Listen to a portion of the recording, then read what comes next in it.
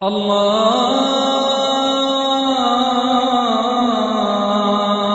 أكبر الله أكبر الله أكبر الله أكبر. If a student is striving and struggling to pass his examination, in Arabic, we'll say he's doing jihad. So jihad basically means to strive and struggle. Most of the people think, whether Muslims or non-Muslims, they think that jihad can only be done by Muslims. A non-Muslim cannot do jihad. Allah says in the Quran, in a couple of verses, in a couple of places in the Quran, that even non-Muslims did jihad. Allah says in Surah Luqman, chapter number 31, verse number 14, we have enjoined on the human beings to be kind to the parents. In travail over travail did the mother bore you, and in years twain was your weaning. The next verse, Surah Luqman, chapter number 31, verse number 15 says, but if your parents do jihad, strive and struggle, to make you worship somebody else besides Allah, of which you have no knowledge, do not follow them, but live with them with love and companionship.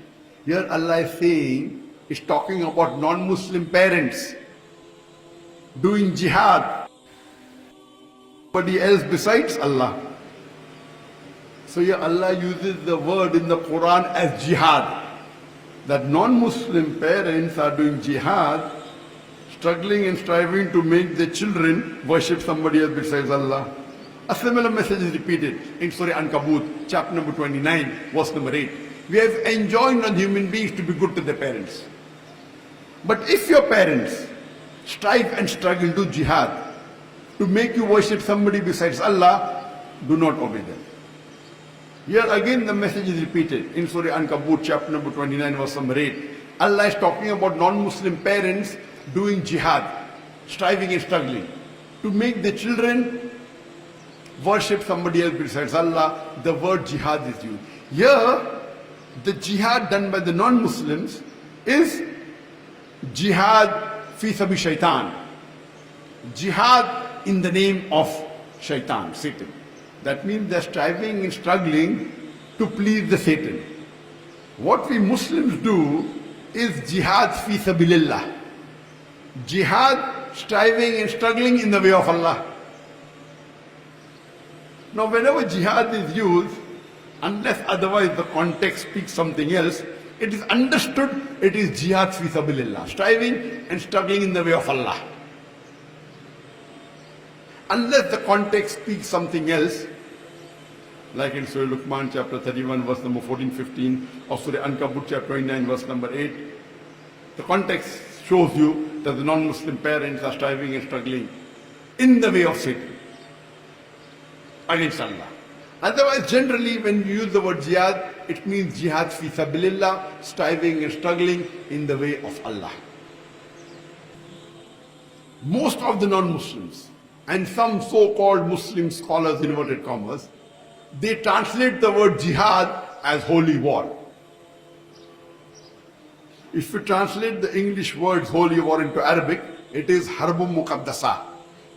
This Arabic words harbun muqaddasa does not appear anywhere in the Quran, neither in any authentic hadith.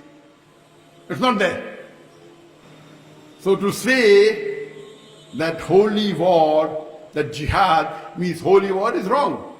The harbun muqaddasa doesn't appear anywhere in the Quran, nor in the hadith, nor in the sayings of the Prophet. This English word holy war was first used centuries ago to describe the crusaders, the Christian crusaders, who in the name of Christianity killed thousands and tens and hundreds of thousands of human beings. You accept Christianity or you're killed. And they called it the holy war. So this holy war, which was used for the crusaders, the Christian crusaders, to kill non-Christians if they don't accept Islam, is now used for the Muslims, is totally wrong. No way does the Quran or the Hadith, the saying of the Prophet, uses the word harbu muqaddasa. So jihad does not mean holy war. Jihad means to strive, which means to struggle.